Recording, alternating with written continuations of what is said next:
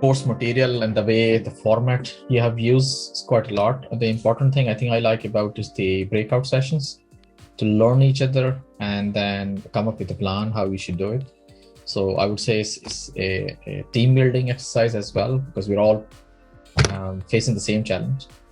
What I'm going to do afterwards is those materials that you're sharing is quite good, and reviewing our existing incident response plan, see what is missing, and get learnings from this to improve our overall plan. Thank you so much for your help on this.